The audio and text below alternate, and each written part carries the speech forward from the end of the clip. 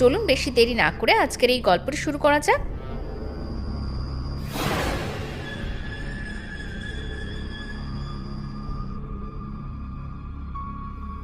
কলোনির ভেতর দিয়ে আঁকাবাঁকা রাস্তাটা ধরে হাঁটতে হাঁটতে আপনি যদি উত্তর দিকে এগিয়ে যান, তাহলে নির্জন পথের একদম শেষ প্রান্তে বিশাল বড় একটা মেপল গাছের পাশে গুরু গম্ভীর একটি পুরনো বাড়ি দেখতে পাবেন। সামনে অযত্নে বেড়ে ওঠা বনলতা হয়তো আপনার চোখে বনবাসের চিহ্ন হয়ে ফুটে উঠবে। আপনি হয়তো কয়েক মুহূর্ত মুগ্ধ চোখে তাকিয়ে থেকে মনে মনে তারিফ করবেন সেই ছবির মতো সুন্দর বাড়ি, পেছনের বরফাবৃত পর্বতশ্রেণী আর চারপাশের অদ্ভুত নিস্তব্ধতার। মেপেল গাছের কিছু শুকনো লাল পাতা উড়ে এসে আপনার গায়ে লাগবে। পাশ্চাত্য স্থাপত্যের নিদর্শনে তৈরি বাড়িটি দেখে হয়তো আপনি গৃহস্বামীর রুচিরও প্রশংসা করবেন। তারপর আপনি আবার ফিরে যাবেন কলোনির দিকে, বা হয়তো একটু এগিয়ে গিয়ে খাদের কাছে দাঁড়িয়ে সামনের বিস্তৃত পর্বতশ্রেণী আর নিচে বয়ে চলা নদী আর দূরে বৌদ্ধ মঠের কালো গম্বুজ আর রঙিন পতাকা হাওয়ায় পতপত করে উঠছে দেখবেন। কিন্তু আপনার কি একবারও মনে হবে বাড়িটার চারপাশ এত নিস্তব্ধ কেন?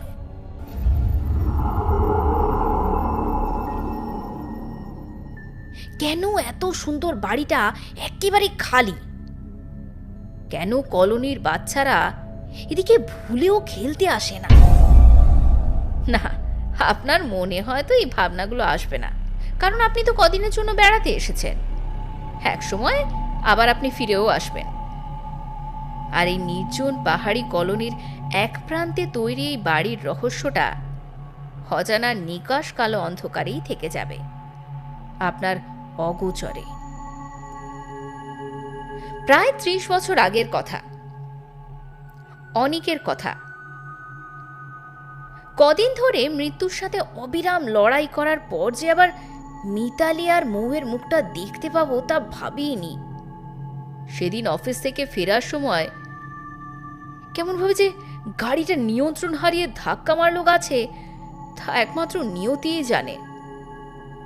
এমন একটা সাংঘাতিক অ্যাক্সিডেন্টের পরেও যে বেঁচে আছি তা শুধুই ঈশ্বরের অপার করুণা আর তার সাথে ডক্টর ব্যানার্জির চিকিৎসা আর মিতালি ও আমার ছোট্ট মেয়ে মৌয়ের প্রার্থনার ফল।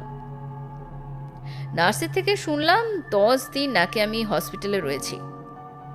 কাল জ্ঞান ফিরলেও ডক্টর ব্যানার্জি কোনো রিস্ক নিতে চাননি। আজকে হয়তো তিনি বুঝেছেন যে বিপদ কেটেছে, তাই আমার বেডের পাশে আসার অনুমতি মিলেছে মিতালির। আহা, বেচারির মুখটা একেবারে শুকিয়ে গেছে কদিনে, চোখের তলায় পুরো কালি, কিন্তু তাও কি অকৃত্রিম খুশির ছোঁয়া ওই মুখে। দেখে তো আমার শরীরের অর্ধেক ব্যথাই কমে গেল। আমার মাথায় হাত বুলিয়ে চোখের জল সামলে সে বললে, এখন কেমন লাগছে অনি? একটু ভালো বোধ করছো? কথা বলতে এখনো একটু কষ্ট হচ্ছে, তাই ঘাড় নেড়ে বললাম ভালো আছি। ডাক্তারবাবু এলেন, প্রয়োজনীয় কিছু কথাও বললেন মিতালির সাথে। শুনলাম আরো কদিন লাগবে আমার সুস্থ হতে। কয়েকদিন আপাতত আমার ঠিকানা এখন এই হাসপাতাল।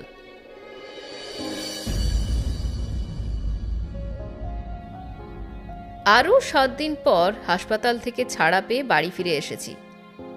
এখন একটু আধটু হাঁটা চলা করতে পারছি নিজে, তবে ক্রাচ নিয়ে।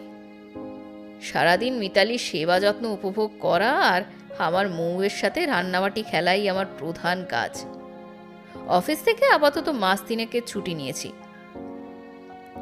ডাক্তারবাবু বলেছেন আর একটু সুস্থ হলে কোনো পাহাড়ি জায়গা থেকে হাওয়া বদল করে আসতে। পাহাড়ের ঠান্ডা আবহাওয়া আমার স্বাস্থ্য ফিরিয়ে দেবে বলেই তার বিশ্বাস। তবে সেই জায়গা যেন ভিড়ভাড় থেকে একটু দূরে হয়, তাহলেই শরীর মন চাঙ্গা হবে। এখন সমস্যাটা সেখানেই। এই পুজো ছুটির মরশুমে সব শৈল শহর যেন বাঙালি টুরিস্টদের তীর্থস্থান, তাই ফাঁকা জায়গা খুঁজে বের করা এক প্রকার দুঃসাধ্য হয়ে পড়েছে। তবে সে তো কয়দিন পরের কথা। এখন নিজের বাড়ির আরাম ছেড়ে আমি কোথাও নড়ছি না। না, দেরি হয়ে গেল। ওদিকে আবার আমায় মৌয়ের টেডির বিয়ে দিতে হবে যে, আমি আবার কোণে কর্তা কিনা। কাজটা যে আবার কোথায় রাখলাম। ওদিকে মিতালি মনে করে, এই আপন ভোলা মানুষটাকে নিয়ে আর পারি না। একটু যদি সাবধানে চলাফেরা করে। এত বড় একটা দুর্ঘটনা হলো, তাও একটু মতি ফেরেনি। সারা দিন মেয়েকে নিয়ে মেতে রয়েছে। সেদিন যখন অ্যাক্সিডেন্টের খবরটা নিয়ে আসলো বিশু, পায়ের তলায় যেন পৃথিবীটা নিমেষে ঘুরে গিয়েছিল।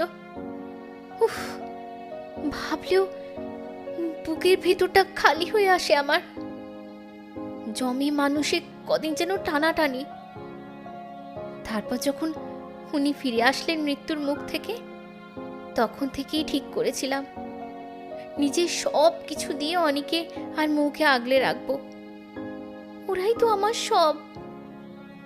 আর কি আছে আমার ওরা ছাড়া? এখন অনেক একটু সুস্থ আছে। ক্রাত ছেড়ে হেঁটে চলে বেড়াতে পারছে বাড়ির ভিতরে। সবচেয়ে খুশি মনে হয় মৌ। বাবা নেওয়াটা মেয়ে তো, সারাদিন দেখাই পেত না বাবার। অফিস করে ফিরে ক্লান্ত অনেকও মেয়ের সাথে কতটুকুই বা সময় কাটাতে পারত।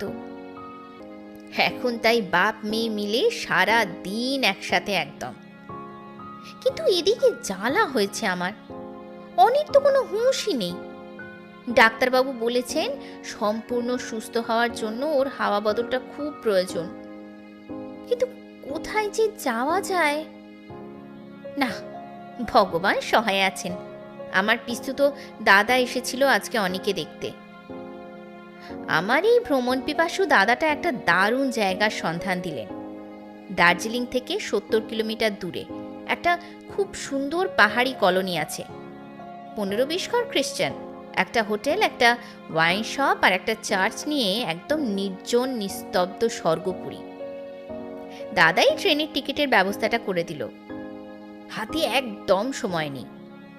মাসখানেকের মধ্যেই বেরিয়ে পড়তে হবে। সব গোছগাছও তো বাকি। অনেক তো আবার ঠান্ডার ধাত, সব গরম জামা কাপড় টাপড় গুছিয়ে নিতে হবে ভালো করে।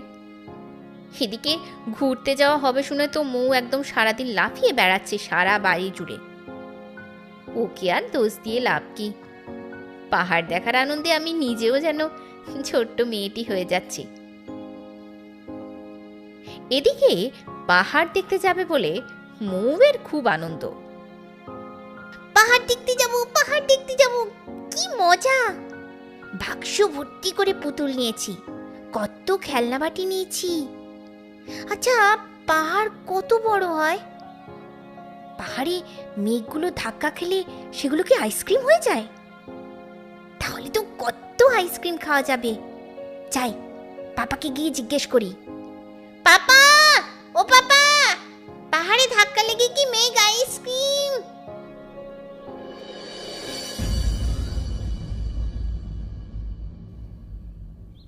মাসখানেক পর এক সকালে একটা গাড়ি এসে দাঁড়ালো কলোনির একমাত্র লজটার সামনে।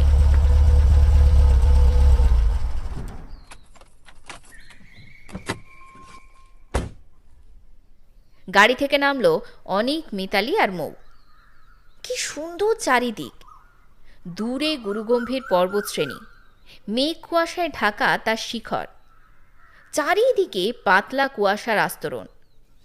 কয়েকজন স্থানীয় বাসিন্দা প্রাতঃভ্রমণে বেরিয়েছেন।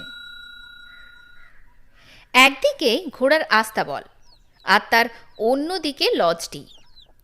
অনেক ভাড়া মিটিয়ে ছেড়ে দিল গাড়িটাকে।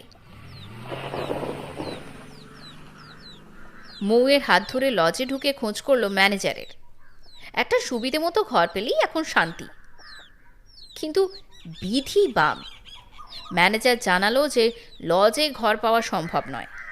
সব ঘরেই মেরামতির কাজ চলছে, তাই আপাতত কোনো ঘরই বসবাসযোগ্য নয়। যা, এ তো মহা ফ্যাসাদে পড়া গেল দেখছি। আগে থেকে খোঁজ খবরও নিয়ে আসিনি। একটাই লজ, আর তো কোথাও থাকার উপায়ও নেই। এবার কি করি? গাড়িটাও ছেড়ে দিয়েছি। ম্যানেজার তো ঘর নেই বলেই দায়িত্ব সারলেন। ও বাচ্চা নিয়ে এই বিদেশে এখন কোথায় যাই? এদিক ওদিক দেখছি, এমন সময় এক টাঙাওয়ালা আমার দিকে এগিয়ে এলো। বোধহয় বুঝেছে যে বিপদে পড়েছি। কি হয়েছে স্যার? কোনো সমস্যা? দেখো না, হাওয়া বদল করতে এসে কি সমস্যাটাই না পড়লাম। এই এখানে ঘর নেই কোনো থাকার। এবারে কোথায় থাকি বলো তো? শুনেছি এই চত্বরে নাকি আর কোনো লজ তো নেই। হ্যাঁ, শুনেছেন ঠিকই। ছোট্ট পাহাড়ি জায়গা, ট্যুরিস্ট তো আর সেরকম আসে না। আপনারা আমার সাথে আসুন, দেখি কিছু ব্যবস্থা করা যায় কিনা। আমি যেন হাতে চাঁদ পেলাম। টাঙাওয়ালার নাম টমাস। সে নিজেই গাড়িতে মালপত্র তুলে আমাদের বসিয়ে গাড়ি ছেড়ে দিল।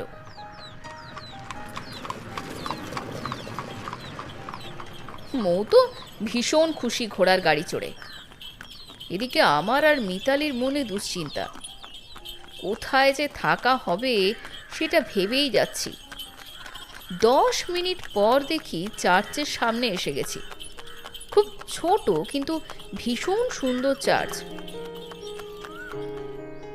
টমাস ভেতরে গেল, আর একটু পরেই যাকে নিয়ে বেরিয়ে এলো, তার কালো গাউন, সাদা চুলদাড়ি আর গলার উপর ক্রস আর মুখে মানুষকে আপন করে নেওয়া হাসি দেখে বুঝলাম যে ইনি এই চার্চের ফাদার।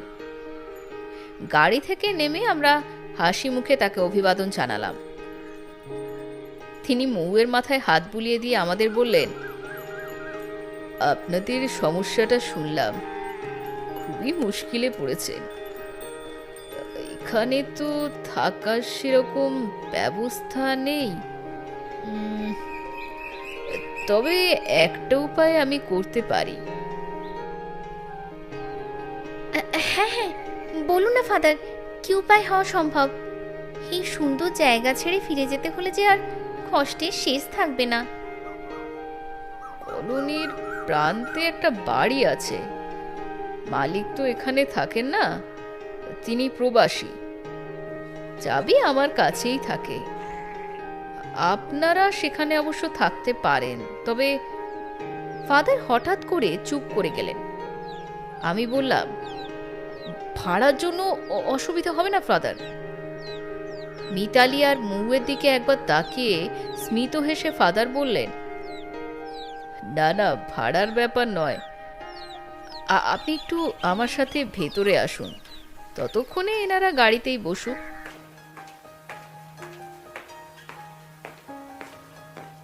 আমিও চার্চের ভেতরে এসে ফাদারের ঘরে বসলাম। একটা চাবির গোছা আমায় দেখিয়ে তিনি বললেন, আসলে বাড়িটা একটা ঘটনা ঘটেছিল আজ থেকে ওই আন্দাজ 20-25 বছর আগে। এক পরিবারের অস্বাভাবিক মৃত্যু হয়েছিল সেখানে। থানা পুলিশ কোনো সুরাহাই করতে পারেনি সেই ঘটনার। বছর 4 আগে এক সাহেব বাড়িটিকে কিনেছেন এবং সেই বাড়িটি ভেঙে নতুন মালিক আবার একটা বাড়ি বানিয়েছেন সেই জায়গাতে। তিনি প্রবাসী, ইংল্যান্ডের মানুষ। বাড়ি বানিয়েও তার থাকা হয়নি। কাজের প্রয়োজনেই তিনি দেশে ফিরে গেছেন। আপনারা থাকুন, মনে হয় কোনো অসুবিধে হবে না। এই বাড়িটা অবশ্য মাত্র 3 বছর আগেই তৈরি হয়েছে। ভেতরে আসবাবপত্র আছেও শুনেছি। তাও এই ঘটনাটার কথা আমি আপনাকে জানিয়ে রাখলাম। ধুর, কি কবে খুন হয়েছে সেই জন্য পুরো একটা বাড়ি ছেড়ে দেওয়ার কোনো মানেই হয় না। এমন সুন্দর জায়গা, তারপর সম্পূর্ণ একটা বাড়ির মালিক হওয়া কদিনের জন্য রাজি না হওয়ার তো কোনো কারণই নেই। হ্যাঁ হ্যাঁ ফাদার, আমি রাজি। কোনো অসুবিধা হবে না, আমরা ওখানেই থাকব। বেশ, ঠিক আছে, এই নিন তবে চাবি। মাদার মেরি সর্বদা আপনাদের পাশে থাকুন। চার্চ থেকে বেরিয়ে দেখি মিতালি উৎকণ্ঠার দৃষ্টিতে তাকিয়ে। আমার মুখের হাসি দেখে বুঝল ব্যবস্থা হয়েছে বাসস্থানের। টমাসকে ফাদার বলে দিয়েছেন যে কোথায় যেতে হবে। আমাদের গাড়ি গড়গড়িয়ে এগিয়ে চলল পাহাড়ি রাস্তা ধরে কলোনির শেষ প্রান্তের দিকে। মুখে টাটা করতে করতে ফাদার বললেন, আপনারা বাড়িটা দেখলেই চিনতে পারবেন, পাশেই বড় একটা ম্যাপেল গাছ আছে।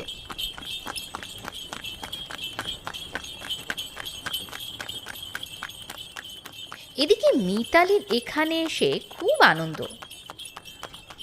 উফ, এসে থেকে যে কি সমস্যা জায়গা নিয়ে, ওদিকে দৌড়ি মালপত্র নিয়ে, সে কি মুখের কথা। তাও ভালো এই টাঙাওয়ালা টমাসকে পেয়ে গেলাম, বড্ড ভালো ছেলে। ও না থাকলে তো ঘরের ব্যবস্থাই করা হতো না। ফাদারের ঠিক করে দেওয়া বাড়ির দিকে যেতে যেতেই টমাস জানালো যে ওকে টাকা দিলে ও বাজার টাজার এনে দিয়ে যাবে।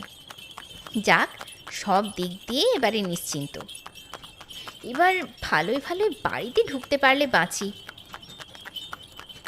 এবড়ো খেবড়ো রাস্তা দিয়ে লাফাতে লাফাতে টাঙা গাড়ি এসে থামলো কলোনির শেষে এই বাড়িটার সামনে। বিশাল বড় একটা গাছের পাশে ভীষণ সুন্দর এই বাংলো প্যাটার্নের বাড়িটা, একদম ব্রিটিশ কায়দাতে তৈরি, ঠিক যেমন ওই ইংরেজি সিনেমায় দেখা যায়, অনেকটা সেই রকম। গাছটাও মনে হয় বিদেশি, কেমন যেন লাল লাল পাতা, পাতলা কুয়াশার চাদর মুড়ি দিয়ে আছে চারপাশটা। ঠান্ডা হাওয়ায় একেবারে কাঁপুনি ধরিয়ে দিচ্ছে। মুখে আবার কান ঢাকা টুপিটাও পরিয়ে দিলাম। টমাস মালগুলো নামিয়ে দরজা অবধি এনে রাখছে। অনেক একটু কসরত করে সদর দরজাটাও খুলে দিল। এক ঝলক ঠান্ডা হাওয়া হু হু শব্দে বেরিয়ে আসলো ভেতর থেকে, যেন এত দিনের বন্দি বাতাস মুক্তি পেয়েছে। ভেতরটা অস্বাভাবিক রকমের পরিষ্কার পরিচ্ছন্ন। এত দিনের বন্ধ বাড়ি, ভেবেছিলাম যে খুব ধুলো ময়লা হয়তো থাকবে। কে জানে, হয়তো ফাদার মাঝে মাঝে পরিষ্কার করান। বসার ঘরের কোণে আবার একটা ফায়ার প্লেস। উত্তরের দিকের বড় বেডরুমটার জানালা দিয়ে সামনের উপত্যকার দারুণ দৃশ্য দেখা যাচ্ছে। অনেকের ইচ্ছে যে আমরা এই ঘরেই থাকি। দুজনে মিলে হাত লাগিয়ে ঘরটা একটু গুছিয়ে নিচ্ছি। মা, পাপা! অমনি মৌয়ের চিৎকারে চমকে উঠলাম। কি হলো মেয়েটার? দুজনে হতভম্ব হয়ে কয়েক মুহূর্ত দাঁড়িয়ে থেকে দৌড়ে নিচে বাইরে আসলাম। বাইরে গাছের কাছ থেকে যেন গলা পেলাম। গিয়ে দেখি কিছুই না, কোথা থেকে একটা পুতুল খুঁজে পেয়েছে। ইস, কার না কার নোংরা পুতুল। আই, কোথা থেকে ওসব জঞ্জাল করিয়ে এনেছিস তুই? ফেলে দে, এক্ষুনি ফেলে দে বলছি। না না মা, ভালো পুতুল গো, নোংরা না। একদম এরকম হুটহাট করে বাইরে যেও না, কেমন? উফ, মেয়েকে বকার নমুনা দেখে হাসবো না কাঁদবো বুঝি না। মেয়ে সোহাগে বাপ বলে কথা। মেয়েকে নিয়ে ঘরে যাচ্ছি, দেখি পেছন ঘুরে কাকে যেন একটা টাটা দিল মৌ।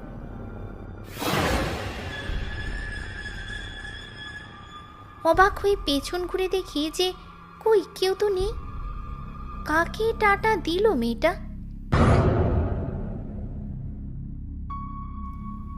এই মৌ, তুই কাকে টাটা দিলি রে?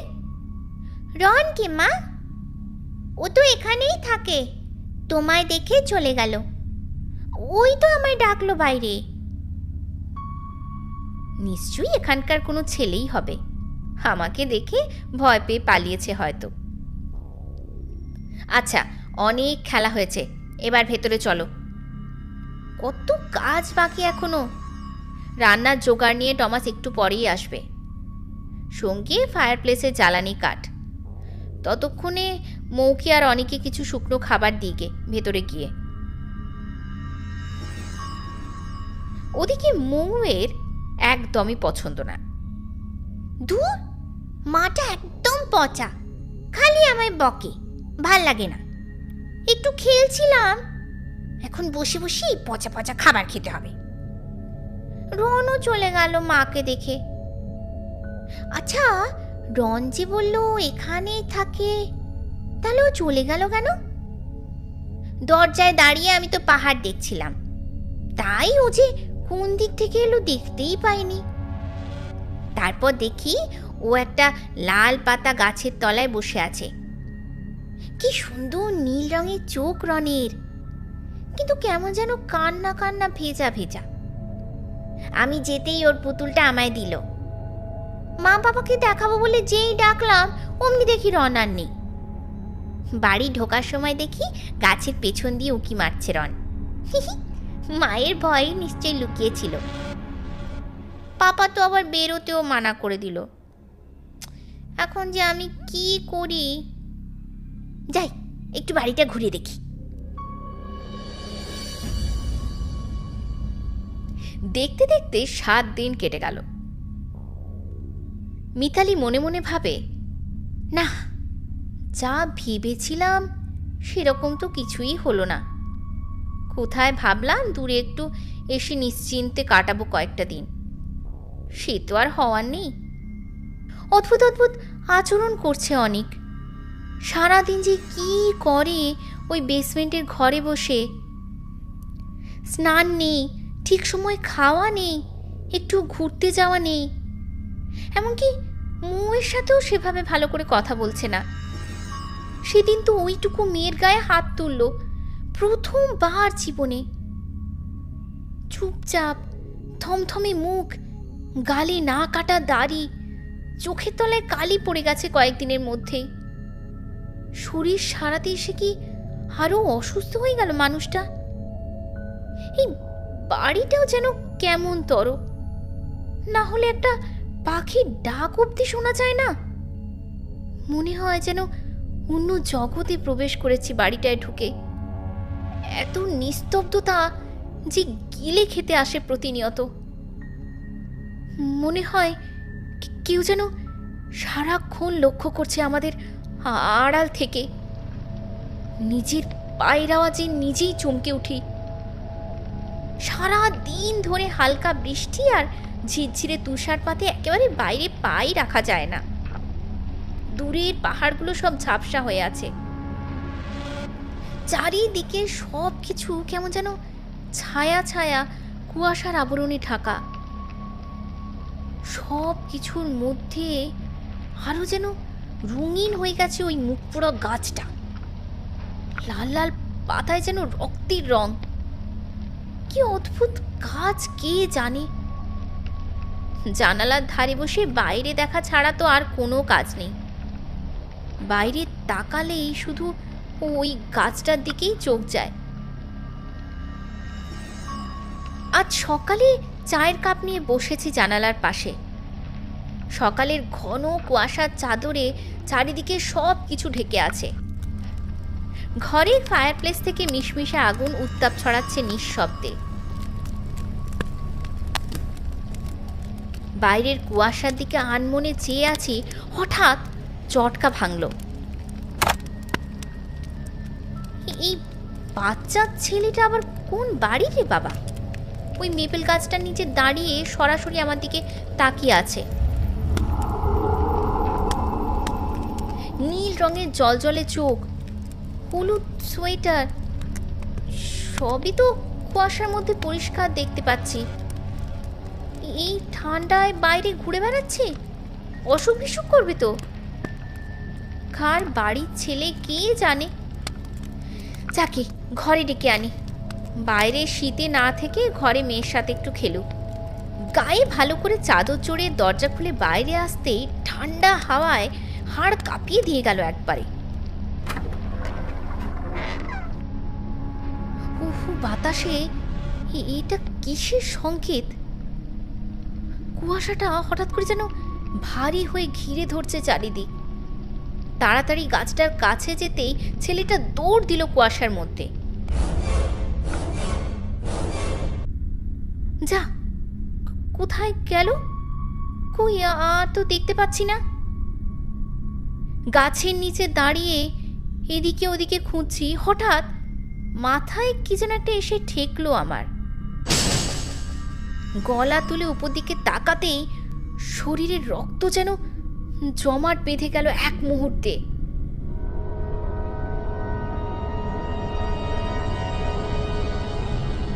কুয়াশা মোড়া সেই গাছটার লাল লাল পাতা ভরা একটা ডাল থেকে ঝুলছে একটা দড়ি।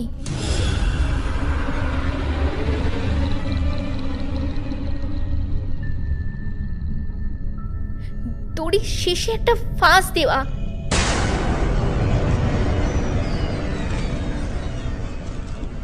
ঠিক যেমন ফাঁসির দড়ির হয় সেরকম। সেই দড়ির প্রান্তটা হাওয়ায় এদিক ওদিক দুলতে দুলতে আমার মাথায় এসে লেগেছে। এই কি অদ্ভুত কাণ্ড! এই জিনিস তো আগে দেখিনি। আমার গলা বুঝে আসছে এক অপার্থিব ভয়ে। চারিদিকের কুয়াশার মধ্যে কেউ যেন আমার দিকে হিংস্র কুটিল চোখে আমায় দেখছে, ঠিক যেমন করে রাতের অন্ধকারে অসহায় শিকারের দিকে তাকিয়ে থাকে হিংস্র পশু। আমার আমার মনে হচ্ছে আমার মাথা ঘুরছে। যেভাবে হোক ঘরে না ফিরলে সর্বনাশ হয়ে যাবে আমার। কিন্তু পা যেন আর চলছেই না। শীতে ভয়ে আতঙ্কে আড়ষ্ট হয়ে গেছি। খুব জোরে হাওয়া দিচ্ছে, আর দাঁড়িয়েও থাকতে পারছি না। যে কোনো সময় পড়ে যাব মনে হচ্ছে। মাথায় বারবার এসে লাগছে দড়িটা, হাওয়ায় দুলে দুলে।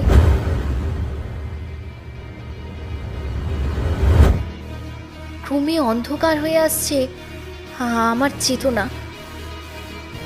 মিতা, বাইরে ঠান্ডায় দাঁড়িয়ে ওখানে কি করছো? অনেকের গলার আওয়াজে চমকে উঠলাম আমি। কখন যে দরজায় এসে দাঁড়িয়েছে আমি খেয়ালই করিনি। সারা মুখ থেকে যেন বিরক্তি ঝলকে পড়ছে। আমি দৌড়ে গিয়ে অনেককে জড়িয়ে ধরলাম। কাঁপা কাঁপা হাতে গাছের দিকে ও দড়িটা দেখাতে আবার শিউরে উঠলাম আমি। কোথায় দড়ি? কই, কিছু তো নেই, শুধু গাছটাই রয়েছে। গাছের ডালপালাগুলো রয়েছে, লাল পাতাও রয়েছে, কিন্তু কই কোনো তো দড়ি নেই। তাহলে ভোজবাজির মতো কি সেটা উবে গেল হঠাৎ করে? ভয়ে বুকের ভেতরটা ফাটা বেলুনের মতো চুপসে গেল। খুব জোরে অনিকের হাত চেপে ধরে বললাম, অনি, গাছের ডালে একটা দড়ির ফাঁস ছিল, আমার মাথায় এসে লাগছিল। বিশ্বাস করো, এখনই ছিল গো। আমি তো একটু আগেই দেখেছি। ঘরে চলো তো, ঠান্ডায় মাথাটা খারাপ হয়ে গেছে নাকি তোমার? রুক্ষ বিরক্তি ভরা গলায় অনেক বলল। আমি অবাক হয়ে গেলাম। এ কি রূঢ় ব্যবহার! কি হয়েছে ওর? দড়ির থেকে তো এখন বেশি অদ্ভুত আমার অনেকেই লাগছে। এ যেন সম্পূর্ণ এক অন্য মানুষ।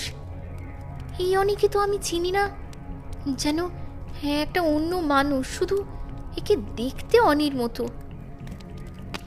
অদ্ভুত অদ্ভুত ঘটনাগুলো আমার চিন্তা শক্তিকে কেমন অগোছালো করে দিচ্ছে। এক কাপ চা দিয়ে যাও তো, আমি নিচের ঘরে আছি। বলে অনেক বেসমেন্টে চলে গেল। আমি অবাক হয়ে দাঁড়িয়ে রইলাম একা একা। ওদিকে ফটফট শব্দে ফায়ার প্লেসের কাঠ ফাটতে লাগলো আগুনের তাপে।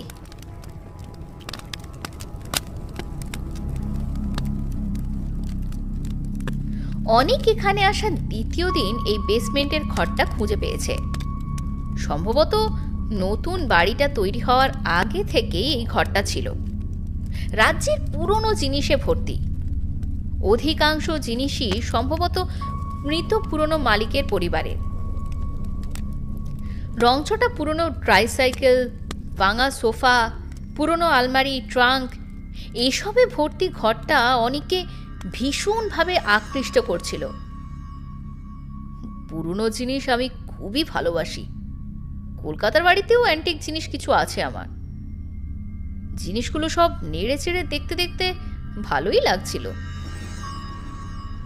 ট্রাঙ্কটার মধ্যে কি আছে একবার খুলে দেখি তো। এত পুরনো যে ডালাটা একদম আটকে গেছে। একটা লোহার পাত দিয়ে ডালাটার চারপাশে একটা চাড় দিতেই জোরে কবজা সমেত সশব্দে ডালাটা ভেঙে গেল। একটু অবাক হলাম। ভিতরে কেবল একটা চামড়ায় বাঁধানো পুরনো দিনের অ্যালবাম, আর কিচ্ছুটি নেই। অ্যালবামটা হাতে নিয়ে একটু দাঁড়িয়ে থাকলাম চুপচাপ। খুলে দেখব, যদি কারো খুব ব্যক্তিগত ছবি থাকে। মনে হচ্ছে কেমন জানি অন্যের জীবনের পর্দা ফাঁক করে আমি উঁকি মারছি। অদ্ভুত দোটানায় পড়লাম, আবার কৌতূহলও হচ্ছে খুব। আবার একটু অস্বস্তিও যে হচ্ছে না তা নয়। শেষ অবধি কৌতূহলই জিতল। এক কোণায় গুছিয়ে বসে অ্যালবামের প্রথম পাতাটা খুললাম। আরে, এ তো এই বাড়িরই ছবি। না না, এই বাড়ির নয়, নিশ্চয়ই আগে যে বাড়িটা ছিল তার ছবি। গাছটাকে দেখে চিনলাম। পাতা উল্টে পরের ছবিটা দেখলাম। একজন সুপুরুষ ইংরেজ, লম্বা মুখ, মোটা ঝুলফি, টিকলো নাক, মাথায় বেশ ভালোই চুল আছে। খুব চেনা চেনা লাগছিল যেন এই সাহেবকে। কোথায় যেন একে দেখেছি। খুব মন দিয়ে দেখতে দেখতে হঠাৎ বিদ্যুতের চমকের মতো মনে পড়ল, হ্যাঁ হ্যাঁ তো, একে তো দেখছি, রোজই দেখি, ছোটবেলার থেকেই দেখে আসছি। আয়নাতে আয়নাতে নিজের মুখে যে ছবি দেখেছি তার সাথে এই সাহেবের আশ্চর্য মিল। যেন আমারই বিলিতি সংস্করণ এই সাহেব, এই বাড়ির ভূতপূর্ব মালিক, যার হত্যা রহস্যের কোনো কিনারাই হয়নি। অদ্ভুত এক আতঙ্কে আমার শির দাঁড়াবে এক কুচি বরফ যেন গড়িয়ে নেমে গেল নিচের দিকে। এই শীতেও কপালে বিনবিনে ঘাম ধরল। এক কোনায় ভাঙা আয়নাতে আমার প্রতিবিম্ব পড়েছে। আমি একবার আয়নার সাথে নিজেকে আর একবার ছবির সাথে নিজেকে মিলিয়ে দেখলাম। এই তো একরকম সব কিছু। এই নাক, চোখ, ঠোঁট, সেই মুখ, অবিকল হ্যাঁ একেবারে একই রকম। বুকের ভেতরটা কেউ যেন হাতুড়ি পিটছে এক নাগাড়ে।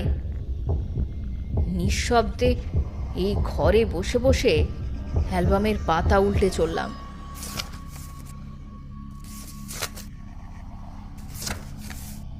গায়ের রক্ত ক্রমে ঠান্ডা হয়ে যাচ্ছে। চোখের সামনে থাকা ছবিগুলোকে যেন বিশ্বাসই করতে পারছি না। কোন বিভীষিকার জালে জড়িয়ে পড়লাম অজান্তেই। গায়ের লোম দাঁড়িয়ে গেছে আমার। কি পৈশাচিক ছবিগুলো সব। প্রথম দিকে এক সুখী পরিবারের ছবি, সেই সাহেব, তার স্ত্রী আর ছেলে। কোনো ছবিতে দেখা যাচ্ছে বাচ্চাটা খেলছে বাড়ির সামনে, কোনো ছবিতে আবার তিনজন একসাথে পিকনিক করছে বাড়ির সামনে, কখনো বা ঘরের ছবি। তারপর হঠাৎ করে কিছু ফাঁকা পাতার পর শুরু হয়েছে সেই নারকীয় কর্মকাণ্ড। রক্তমাখা কুড়ুলের ছবি, ছিন্ন ভিন্ন মৃতদেহ, সাহেবের স্ত্রীর টুকরো করা দেহাবশেষ, বাচ্চাটার ঘাড় ভেঙে পড়ে থাকা মৃতদেহ। পাতার পর পাতা জুড়ে অবর্ণনীয় হত্যালীলা আর পাশবিক হিংস্রতার ছবি। মাথার ভেতরটা কেমন যেন খালি খালি লাগছে আমার। আমি আর নিঃশ্বাস নিতে পারছি না, ক্রমশ দম বন্ধ হয়ে আসছে। ছোট্ট ঘরটা যেন আরো আরো ছোট হতে হতে আমায় ঘিরে ধরছে, যেন আমার অনধিকার চর্চার শাস্তি হিসেবে দম বন্ধ করেই আমায় মেরে ফেলবে। কিন্তু আমার হাত পাতা উল্টেই যাচ্ছে। আমি কিছুতেই ছবিগুলো থেকে চোখ সরাতে পারছি না। শেষ ছবিটা এসে একেবারে মাথাটা ঘুরে গেল। দেখি আমার ইংরেজ সংস্করণ সেই সাহেব গলায় দড়ি দিয়ে ঝুলছে মেপেল গাছের একটা ডাল থেকে, লাল পাতা ছড়ানো চারপাশে। রক্তমাখা কুড়ুলটা গাছের ঠিক গুঁড়ির পাশটায় রাখা। আমার হাত থেকে সশব্দে পড়ে গেল অ্যালবামটা। ঠিক তখনই সেই বন্ধ ঘরে কোথা দিয়ে যেন ছুটে এলো এক ঝোড়ো ঠান্ডা হাওয়া। ফরফর করে অ্যালবামের পাতাগুলো উল্টাতে শুরু করলো। বুঝলাম আর একটাও ছবি নেই তাতে। সেই ছবিটা আমি দেখে ফেলেছি। কি করব কিছুই বুঝে উঠতে পারলাম না। কি অদ্ভুত এই ছবির অ্যালবাম! কোন পিশাচ এই ভয়ানক ছবিগুলোকে যত্ন করে সাজিয়ে রেখেছে? ভাবতে ভাবতে আমার পাগল পাগল লাগছিল। না, এ ঘরে আর থাকার কোনো মানে হয় না। অসহ্য স্নায়ুর চাপে আমার মাথাটা দপদপ করছে। একটু খোলা জায়গায় যেতে হবে। উঠে দাঁড়ালাম। শরীরটা এখনো দুর্বলই আছে। ধীরে ধীরে ফিরে এলাম বসবার ঘরে। ঠিক করলাম যে এসব অদ্ভুত ছবির কথা একেবারেই জানাবো না মিতাকে। বেকার বেকার ওকে ভয় পাইয়ে উদ্বেগের মধ্যে ফেলে তো কোনো লাভ নেই। মাথাটা কেন যে এত ব্যথা করছে! বসবার ঘরে জানালার পাশে মিতা বসে উল বুনছিল। মৌ মাটিতে বসে একটা পুতুলকে জামা পরিয়ে দিচ্ছে। মিতা, বড্ড মাথা ধরেছে, একটু চা খাওয়াতে পারো? মিতা কাজ ফেলে চা বানাতে গেল। মাথা ব্যথাটা ক্রমেই বাড়ছে আমার। মনে হচ্ছে মাথার ভেতরটা যেন ছিঁড়ে যাবে এবারে শিরা। দু হাতে কপালের রগ দুটো টিপে বসে আছি। কি বিরক্তিকর! এক কাপ চা বানাতে এতক্ষণ লাগে নাকি? মিতা, চাটা কি এই জন্মে পাবো? কত সময় লাগবে চা করতে তোমার? দিচ্ছি দিচ্ছি, একটু একটু সবুর করো। ধুর, একটা চাও পাওয়া যাবে না সময় মতো। কর্মার ঢেঁকি কোথাকার। চোখে আমি হাত চাপা দিয়ে শুয়েই পড়লাম। যদি চোখ বন্ধ করলে একটু মাথা ব্যথাটা কমে। পাপা, ও পাপা, আমার পুতুলের জামা দেখো। পাপা, ও পাপা, শোনো না, দেখো না কি সুন্দর জামা পরিয়েছি। ও পাপা, পাপা ওঠো না, দেখো না। ও পাপা, পাপা, পাপা। মুটা আমায় ডেকেই চলেছে। চুপ, একদম চুপ। এক চড়ে তোর পুতুল খেলা সারা জীবনের মতো খুঁচিয়ে দেবো, বুঝেছিস?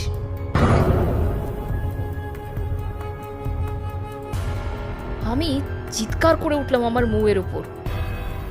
চমকে উঠল মু। সে যে তার বাবার কাছে কখনো বকা খায়নি, তাই ভয়ে বিস্ময়ে কেঁদে উঠল সজোরে। মিতা ছুটে এসে কোলে নিল মৌকে। কি হলো? কি হলো? কি হয়েছে তোমার বলো তো? এইটুকু মেয়েকে এইভাবে বকছো কেন তুমি? মাথা ব্যথাটা হঠাৎ যেন একটু কমছে আমার। হ্যাঁ, আমি আমার মুখে এভাবে বকলাম কেন? আমি কি করছি এটা? তাড়াতাড়ি ওকে কোলে নিয়ে একটু আদর করলাম। আমার শরীরটা তো ভালো লাগছে না মা, তাই তোমায় বকে দিয়েছি।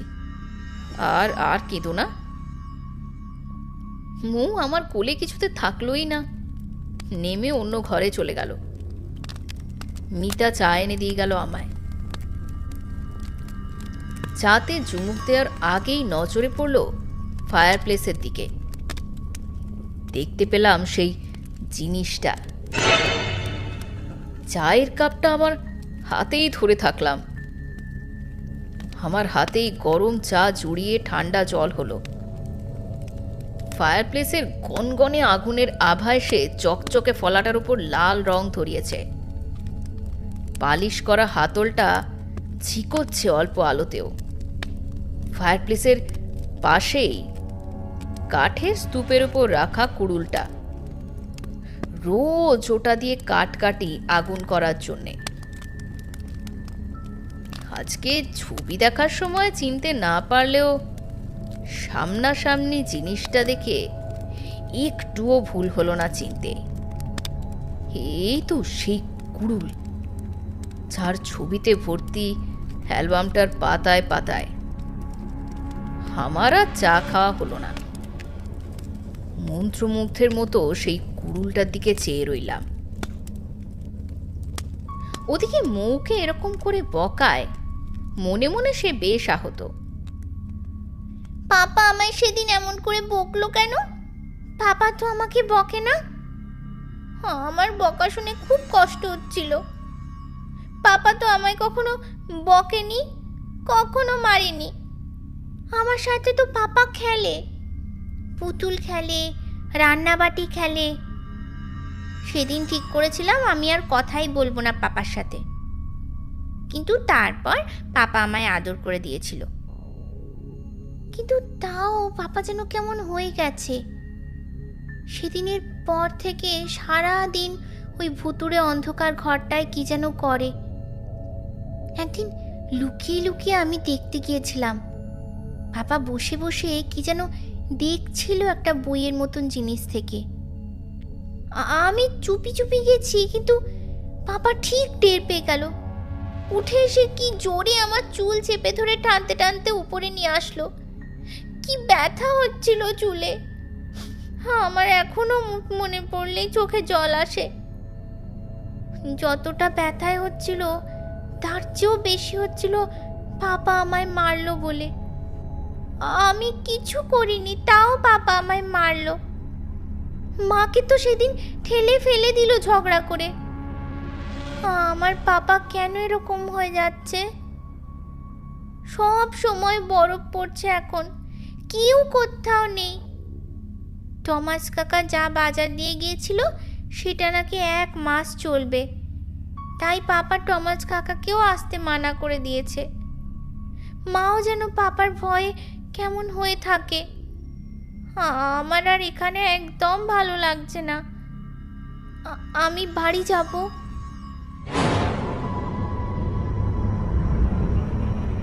অনিটা সত্যি সম্পূর্ণ উন্মাদ হয়ে গেছে।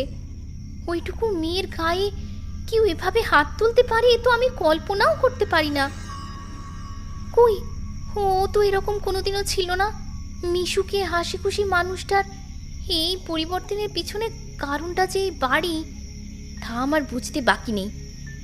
যেদিন থেকে এই বাড়িতে এসেছি কিচ্ছু কিচ্ছু ঠিক হচ্ছে না। এমন অদ্ভুত আবহাওয়া যে বাড়ি থেকে বেরোনোরও উপায় নেই। সারা দিন ধরে তুষারপাত, চারিদিকে পুরো বরফ জমে আছে। এমনিতেই বাড়িটা কলোনির এক প্রান্তে বলে লোকজন তো একবারে আসেই না, মানুষজনের দেখাই নেই। মাঝে মাঝে মনে হয় এই মৃত্যুর মতো উপত্যকায় আর কেউ আছে তো আদৌ আমাদের ছাড়া? ভাগ্যিস অনেক দিনের মতো কাঁচা বাজার টমাস দিয়ে গেছে, তাই রক্ষে। কিন্তু দুশ্চিন্তা তো অনেকে নিয়ে। আজও সেই ঘরে গিয়ে বসেছে সকাল থেকে। কি যে করে ওই ঘরে বসে আমার জানা নেই। ওদিকে গেলেই তেড়ে আসে হিংস্রভাবে। যখনই ফিরে আসে ওখান থেকে যেন আগের থেকেও অনেক বেশি বিরক্ত, অনেক বেশি হিংস্র লাগে ওকে। চোখে মুখে এক অস্বাভাবিকতা, শূন্যতা সবসময়। তাকিয়ে থাকতে পারি না। ভীষণ ভয় লাগে চেনা মানুষটার এই পরিবর্তন দেখে। যে মানুষটা কোনোদিন গায়ে হাত দেওয়া তো দূর, উঁচু গলাতেও আমার সাথে কথা বলেনি, সেদিন সামান্য কারণে আমার দিকে একটা গ্লাস ছুঁড়ে মারল। মৌটা তো সারা দিন বাবার ভয়ে সিটিয়ে থাকে। ওকে জড়িয়ে ধরে আমি বসে থাকি আর ভাবি যে কবে এই শীতের জেলখানা থেকে মুক্তি পাবো? আবার কি করে আমার অনি স্বাভাবিক হবে? অনিকে অনেক বলেছি বড় ডাক্তার দেখাতে যাওয়ার জন্য। তীব্র প্রতিবাদ করে প্রত্যেকবার আমায় বকে ধমকে চুপ করিয়ে রাখে।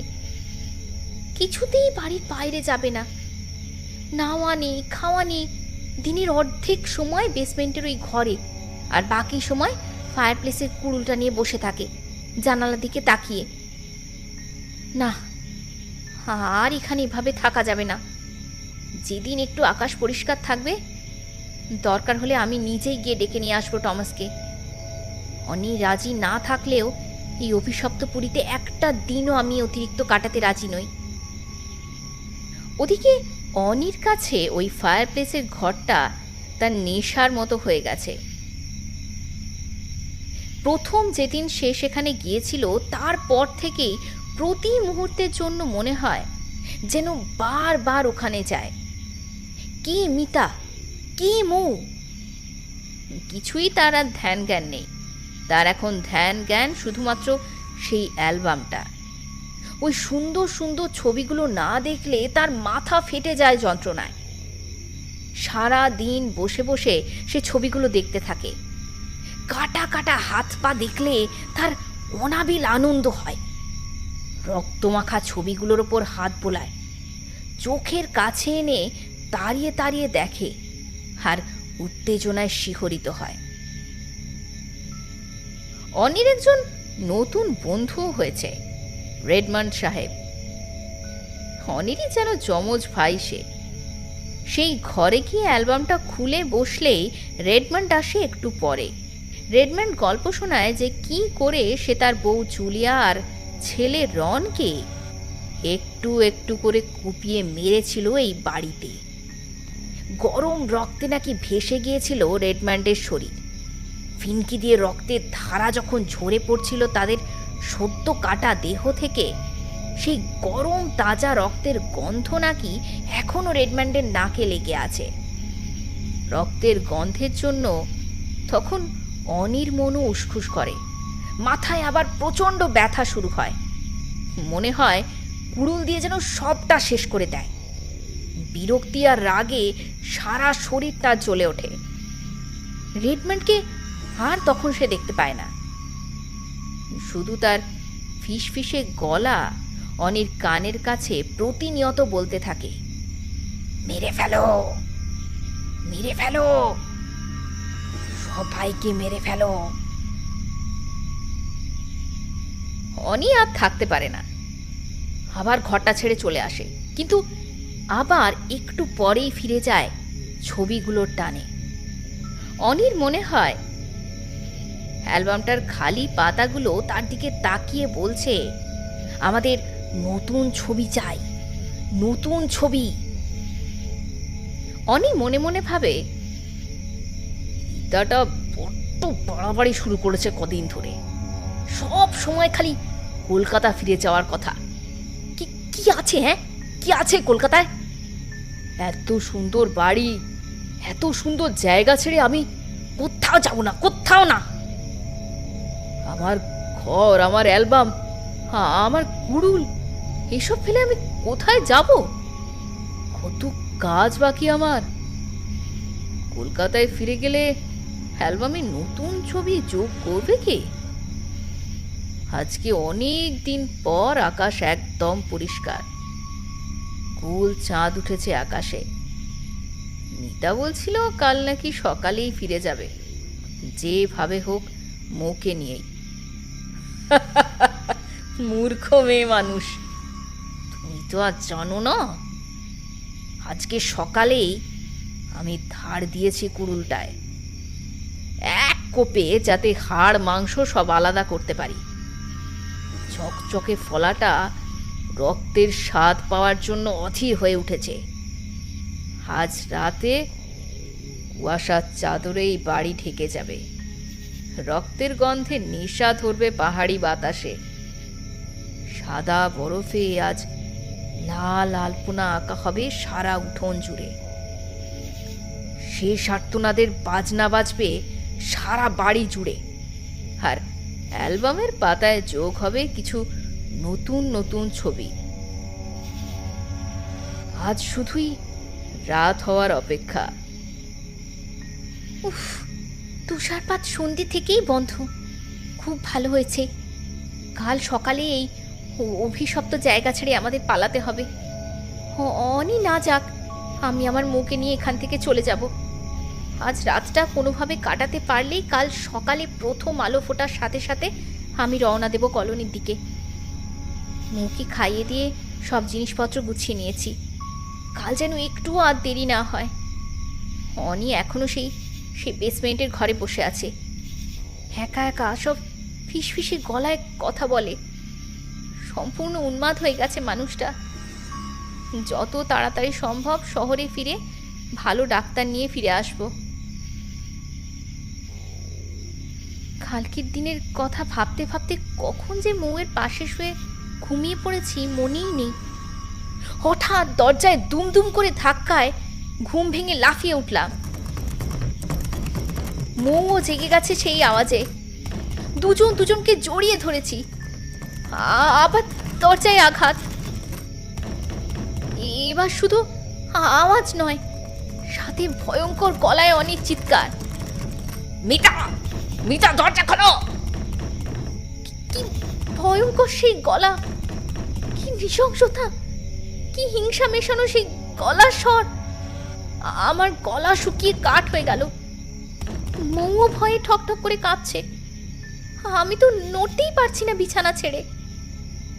হঠাৎ কুড়ুলের এক কোপ এসে পড়লো দরজার কাঠে। ফেটে হাঁ হয়ে গেল কিছুটা দরজা। মৌ চিৎকার করে উঠলো ভয়ে, আর আমি আতঙ্কে ভয়ে বিস্ময় দেখলাম অনি দাঁড়িয়ে আছে দরজার ওপারে। ও যেন আর মানুষ নেই। শরীর উত্তেজনায় ফেটে পড়ছে, ঘন ঘন নিঃশ্বাস, চোখ লাল, আর মুখে জান্তব হাসি। সেই হাসি দেখে আমার শরীরে রক্ত হিম হয়ে গেল। হাতের কুড়ুল দিয়ে দরজাটা প্রায় ভেঙেই ফেলছে। এবারে আমাদের বাঁচতেই হবে। এই যমদূত ঘরে ঢুকতে চাইছে রক্ত তৃষ্ণা নিয়ে।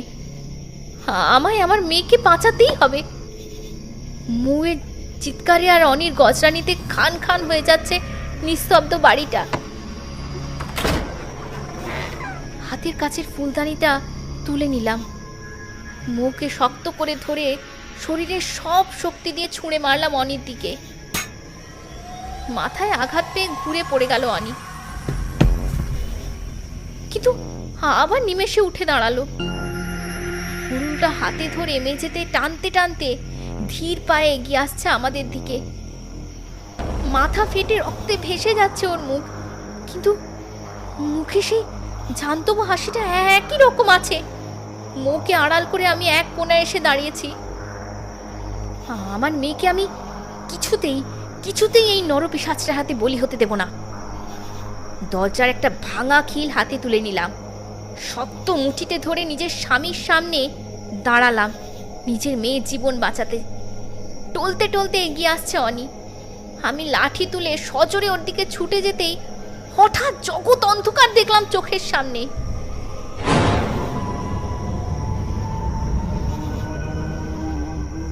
রক্তের গন্ধ পেয়েছে যে শয়তানটা, তার বিভৎস হাসিতে কেঁপে উঠল সারা বাড়ি।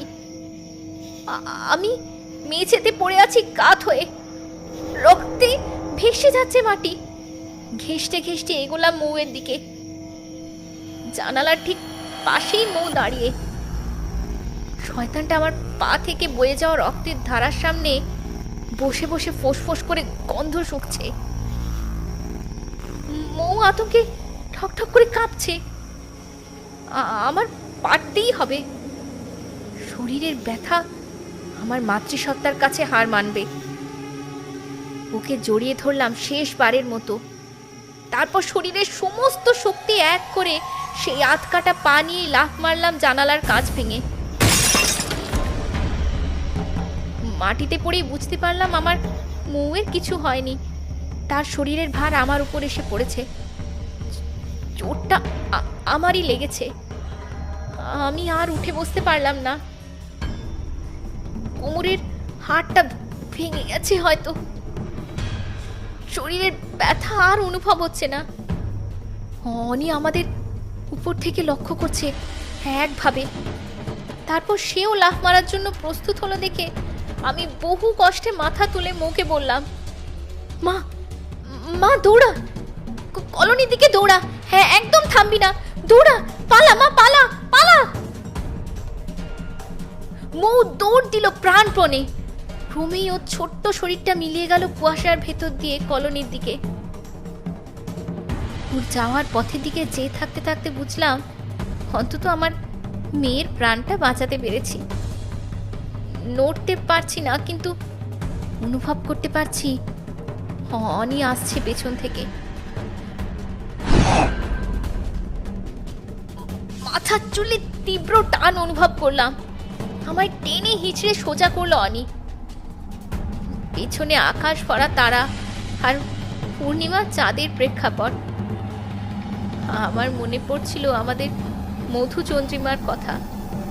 মনে পড়ছিল অনির সাথে কাটানো সব আনন্দের মুহূর্তগুলো। দু হাতে কুড়ুল তুলল অনি মাথার উপর।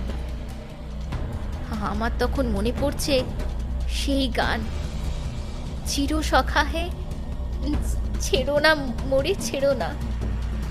সজোরে অনিকের কুড়ুল নেমে এলো আমার মাথার দিকে।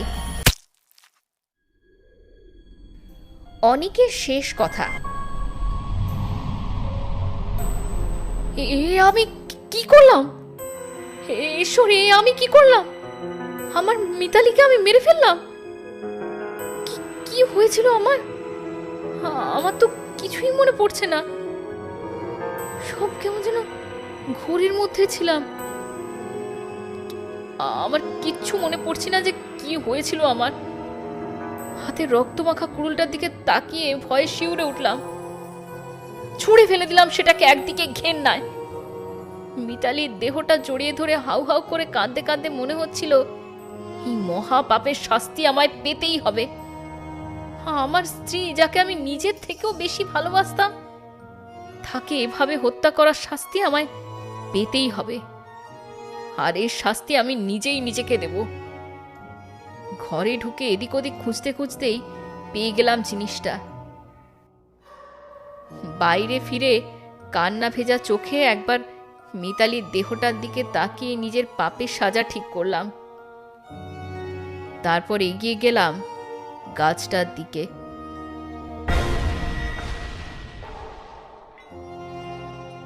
এই ঘটনার পরেরটুকু সামান্যই। ছোট্ট মৌ সেদিন ছুটতে ছুটতে শেষ পর্যন্ত পৌঁছতে পেরেছিল সেই চার্চ অব্দি। ফাদার, ফাদার বলে এক গগন বিদারী আর্তনাদ করে অজ্ঞান হয়ে লুটিয়ে পড়েছিল মেয়েটা চার্চের দরজায়।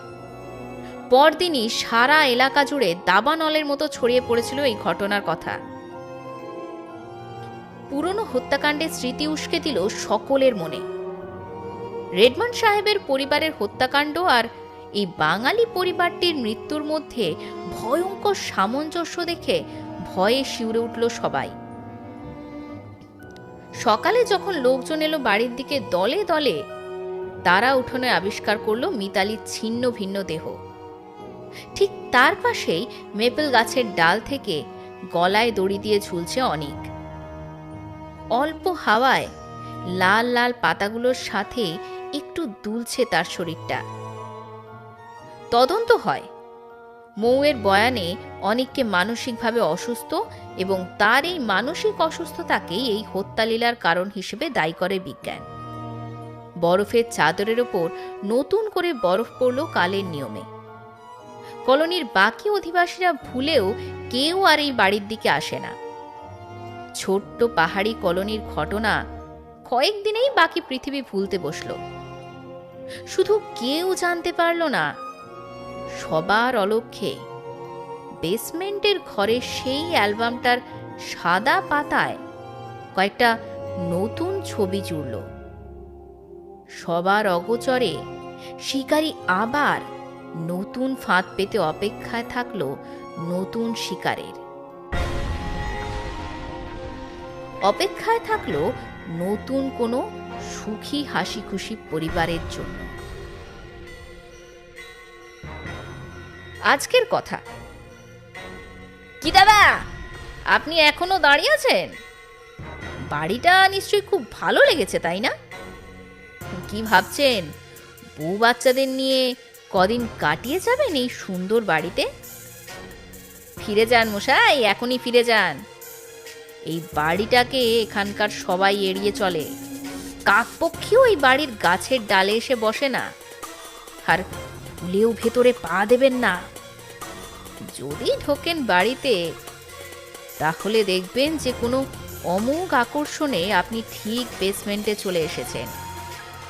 আপনি দেখবেন একটা সুন্দর চামড়ায় বাঁধানো অ্যালবাম, হয়তো কৌতূহলবশে খুলেও দেখবেন, আর ছবি দেখে আপনি চমকে উঠবেন, কি যেন আপনারই ছবি।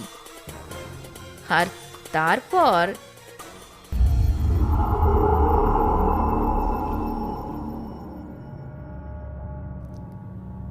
আপনারা শুনছিলেন লেখক সৌম্যদীপ সূত্রধরের লেখা অ্যালবাম গল্পটি।